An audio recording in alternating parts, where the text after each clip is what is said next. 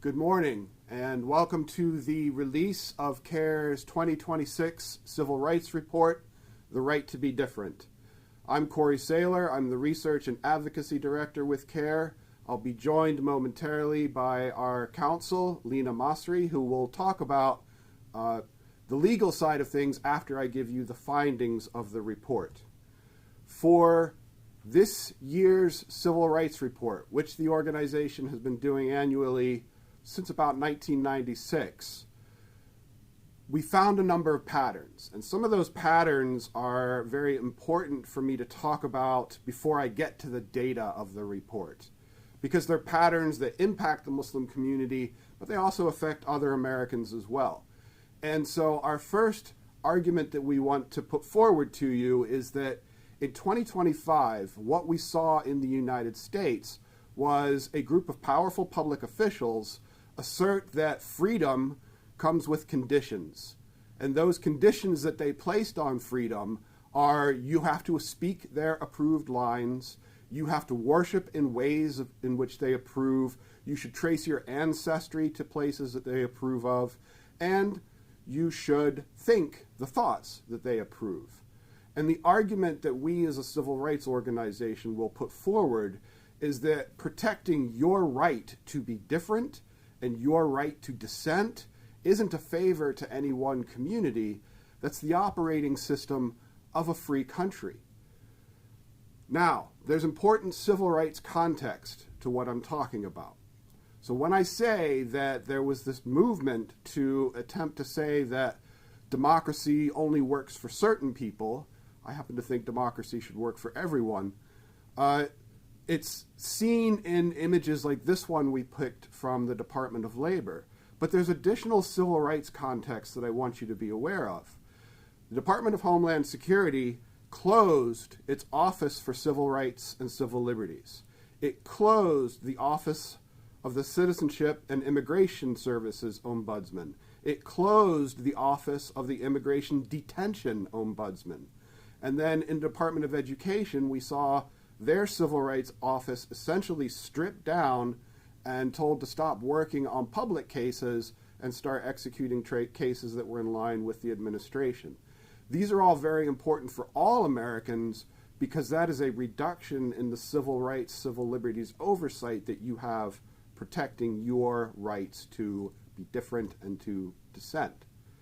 Now, within that context, there was a very broad attack on Muslim life in 2025. And I'm showing that here through some social media posts by a number of members of Congress. But you'll see this is an extreme type of rhetoric. Pluralism is a lie. Muslims don't belong in American society. Calls for mainstream Muslims to be destroyed. This is an extreme language that is often used to advance extreme policies, and we'll talk about that in just a couple of moments. Final piece of context before we get to the data. To get to what I'm about to talk about, we collect data from all CAIR offices from January to December 2025 on the types of intakes that they did. We also coded 1,897 statements and other things issued by CAIR, and then an almost equal number of news articles, because we often reference those in our press releases. So these patterns that I'm about to talk about come from an enormous amount of information. And the first key finding that we have, Islamophobia remains at an all-time high. In 2025, the organization received 8,683 complaints. That's the highest single-year total since we started tracking data in 1996. It's a 0.3 increase over 2024. And if you look at the small circles, you'll see employment discrimination was, for the second year in a row, our top category. Now, last year I would have stood here and confidently told you that the majority of that employment discrimination was the result of having viewpoints that think Palestinians have humanity that should be honored. This year we can't say that with such certainty, and you'll see why in a few moments. Next key finding. Over the last 3 years, in 5 states, we've seen complaints increase each of those 3 years. That's Florida, Illinois, Minnesota, Oklahoma, and Texas. Remember those names because they're very key to some of the data you'll see in a few moments. Each of those states, though, complaints increase each of the last 3 years. In Minnesota, they received 96% more cases, more complaints in 2025 than they did the previous year. In Illinois, our Chicago office received 65% more cases in 2025 than they did the previous year. And I want to pull Minnesota out for one moment because 23% of their complaints that they received in 2025 came in the month of December after President Trump disparaged Somali Americans and then launched Operation Metro Surge. Now, I said remember the names of those states, and I wanted you to do that because Texas is a standout as well in 2025, because Governor Abbott and Attorney General Paxton launched a broad attack on Muslim life in that state, and it seems to have the endpoint of pushing Muslims out of civic and religious protections in the state of Texas. So Governor Abbott went after an Islamic center. He went after Islamic burial practices, Islamic mediation practices, and Islamic schools, and then also CAIR itself. And I want to pause there for a second. Let's talk about the burial practices. So the Texas Funeral Services Commission sends a letter to a mosque and says, we have determined, keyword there, determined that you're in violation of the practices in Texas that are established.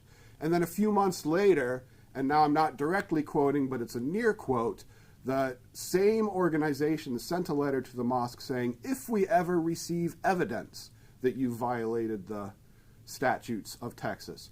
So it went from determined to if we ever get evidence. Now, the evidence that did emerge about Texas Funeral Service Commission was that people inside the commission had been sharing Islamophobic content. And when we asked Governor Abbott to investigate that, obviously that landed on deaf ears.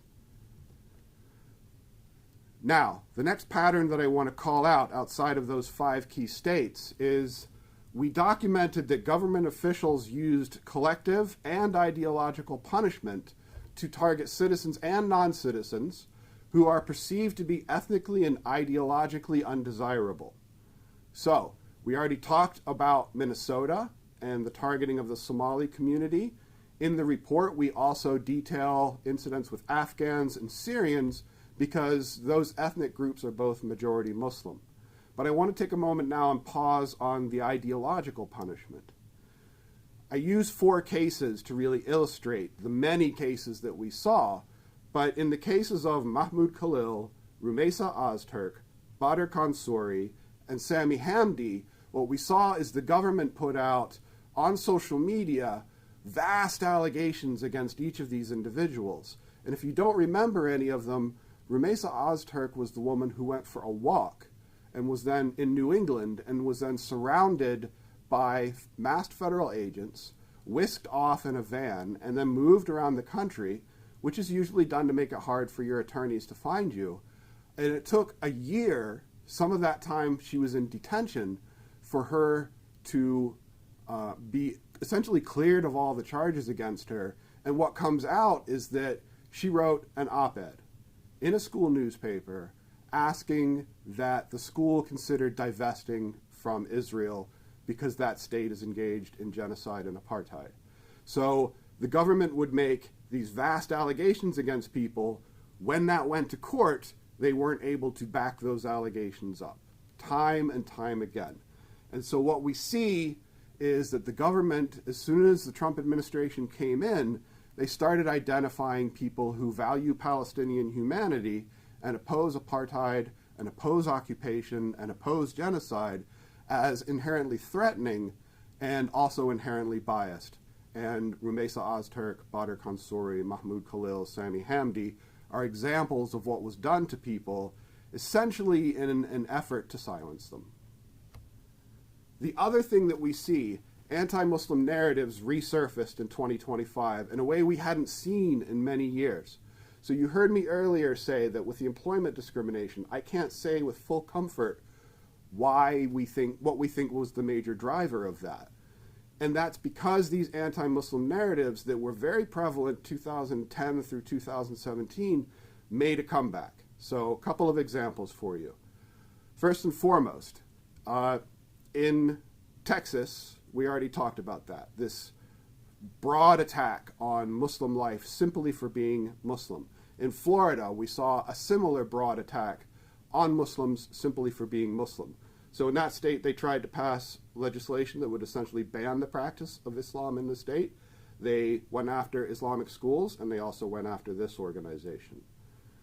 In December, two members of Congress, Chip Roy, Keith Self, both from Texas, there comes that state again, launched what's known as the Sharia Free America Caucus.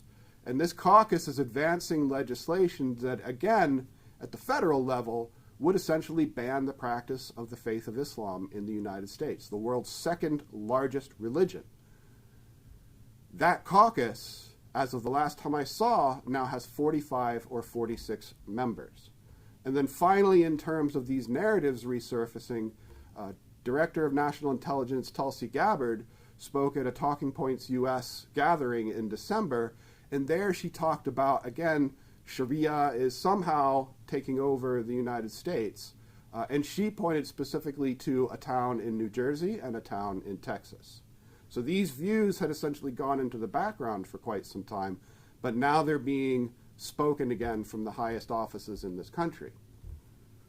A couple of final points before I invite my colleague up to make a couple of remarks. One, 2025, what we saw is civil rights violations increasingly occur through executive actions, memos, proclamations, threats of investigations, or threats, not necessarily discriminatory laws. And that bypasses the usual civil rights protections that we have in place because the legal system has certain higher standards. You have to be able to prove things. If I write a memo or a proclamation, the onus, the burden of defense is on whatever group of people that I just targeted with that speech. So this is a way to sort of get the ends that they're looking for, which is pushing Muslims outside the protected circle of civic and religious life in the United States without having to go through the due process norms that we as a nation value. As we always have, civil rights defenders asserted our rights to be different and to dissent in 2025. And what we find in the report, and the reason why our counsel is here with me today, is because courts were one of the best correctives for these abuses. The issue that I'll call out is that courts take time. So while it's one of the best interventions, someone like Rumeysa Ozturk has to go through a year of her life, part of that in detention, in order to prove the innocence that the government was never even actually able to challenge in court. So courts were one of the key correctives that we saw. Public pressure was also a key corrective. We spoke about Operation Metro Surge earlier. Everyone now knows that the cruel and I would argue police state style tactics that were used by ICE in Minnesota saw tons of public pushback, saw tons of public pressure, saw many Americans go out into the streets and attempt to record the abuses that were going on. And that cost 2 people their lives, but that public pressure ultimately resulted in ICE deciding to draw down their numbers. So a couple of last thoughts. Central takeaway from 2025 is not that American Muslims lack legal rights. It is equal protection increasingly requires an active defense. Equal access to social opportunities, education, travel, civic participation becomes increasingly contingent on your political alignment, your decision to silence yourself, or your litigation capacity. So what do we ask for people to think about? We're essentially asking you, make a choice, then act. Does freedom in the United States mean the right to be different and to dissent? Or is it the right to be part of a uniform society where everybody conforms to the viewpoints of a few who dictate to us how we have to think, how we have to look, how we have to worship, and where we have to come from? Thank you very much. That's the summary of the report, and I'd like to invite Lena Masri up to speak about some of the legal issues that the organization is working on.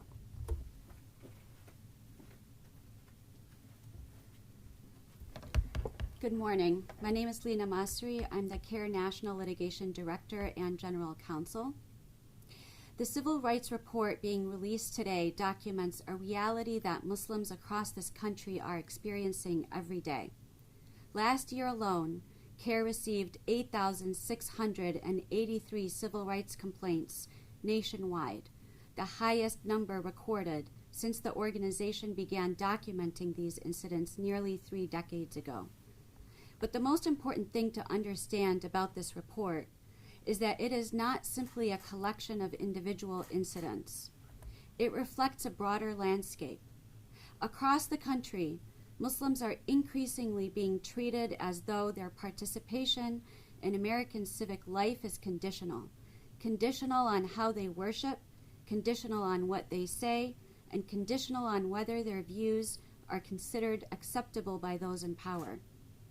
One of the clearest examples of this trend is the growing effort to silence advocacy for Palestinian human rights. The report documents how speech supporting Palestinian rights has increasingly been framed as suspicious or threatening, and how that framing has been used to justify government investigations, campus discipline, and even immigration enforcement actions against individuals because of their political views. At universities across the country, students and faculty who spoke out about Gaza face suspension, surveillance, or threats to their immigration status. In several cases, courts have already intervened to reaffirm that the First Amendment protects this speech, even when the speech is controversial. At the same time, we saw government officials use the authority of their offices to portray Muslim institutions and Muslim advocacy as inherently suspicious. In Texas and Florida, state leaders took the extraordinary step of issuing official actions attempting to brand one of the country's largest Muslim civil rights organization, this organization, as a terrorist group, an unprecedented use of government power that courts are now reviewing. These are not isolated incidents. They represent a pattern in which public officials test the boundaries of the Constitution by attempting to redefine who is allowed to participate fully in American civic life. But there is another part of this story, and that is what happens when these actions are tested in court. Just yesterday, a federal jury returned a $667,000 verdict in favor of Muslim men who were pepper sprayed and beaten by prison guards while praying together inside a Missouri correctional facility. These men were engaged in the simple act of religious worship. Instead of being allowed to pray, they were surrounded by guards, sprayed with chemical agents, beaten, and then placed in solitary confinement without being allowed to wash the pepper spray from their bodies. A jury heard that evidence and found that prison officials violated their constitutional rights. That verdict sends a clear message. Even inside a prison, the Constitution still applies. The First Amendment does not disappear because people exercising it are Muslim. And that is an important reminder as we look at the civil rights landscape described in this report. Because the story of Muslim civil rights in America today is not only about discrimination, it is also about the rule of law. Again and again, when these cases reach the courts, judges and juries reaffirm the same basic constitutional principle. In the United States, The government does not get to decide whose speech is acceptable, whose religion is legitimate, or whose participation in civic life is allowed. That is what this report ultimately documents. A moment of real pressure on Muslim civil rights, but also a moment where the Constitution continues to provide a powerful check on the misuse of government authority. And every time those constitutional protections are enforced, they strengthen the rights of every American. Thank you.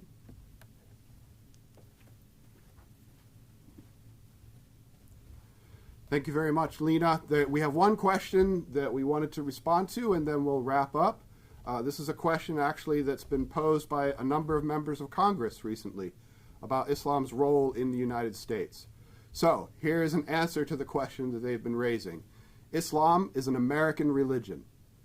Islam arrived in the United States in numbers, Muslims, in the colonial era, and they arrived in the holds of slave ships in chains.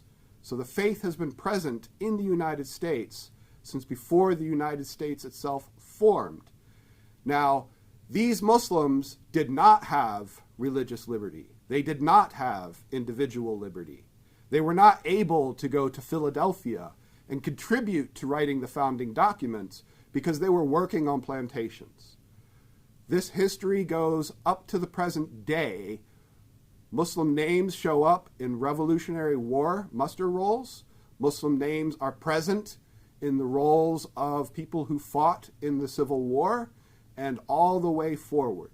So anyone who tries to deny that Islam arrived early, followed by a number of other faiths, making America a country where many different religions are present and came in different ways and contribute in different ways, anyone who attempts to say that our country is anything other than a nation where many faiths thrive and that Islam is an American religion is deceiving you for their own purposes, and we should all be very clear and aware of why politicians are putting forward certain agendas to exclude Americans from the ability to participate in the civic and religious life of this country.